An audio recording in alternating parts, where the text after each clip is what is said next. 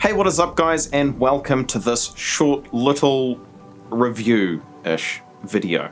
Today we're going to be talking about the XT-XINTE USB 3.0 capture HDMI 1080 4K. So the first thing we'll address is the name. So it has 4K in the name, and when you plug it into your computer, opening OBS or whatever you use to interact with that sort of device, it will say UHD capture. Now this doesn't necessarily mean that you're getting a UHD image from this device. What's actually happening is it will downscale. If you have input a UHD image at 30 frames per second, it will scale it down to a 1080p image at 30 frames per second. When you're inputting the device with a 1080p image, it can handle up to 60 frames per second, and it does this quite well. I've tested it out where I've recorded my screen with OBS, and then I've recorded from that device of my screen with OBS in two different instances. The first thing that stands out to me immediately is the hue of the image that we're getting, and it also seems to have a bit more contrast. It has a little bit less color depth, and it seems that it's done some sort of sharpening during its processing.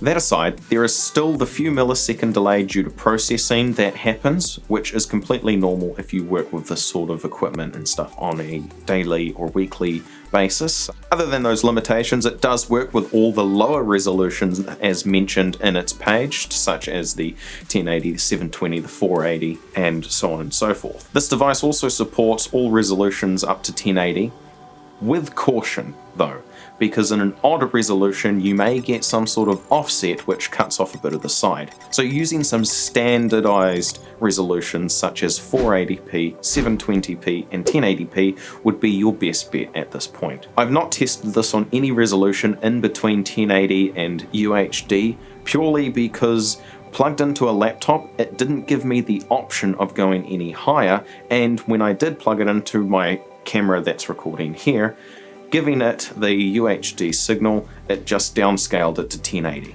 So I would assume if it does work at all in those other resolutions, it's just going to downscale it to 1080. This device uses plug-and-play drivers, so you're not going to have to go searching around or get some sort of proprietary software to run it. You can plug it straight into your computer and it will pop up as if it's a webcam. So it'll work on pretty much anything you want, such as XSplit and OBS Studio. Now, one thing I did think about when buying this was how long can it run before it'll either overheat or just shut down and simply not work.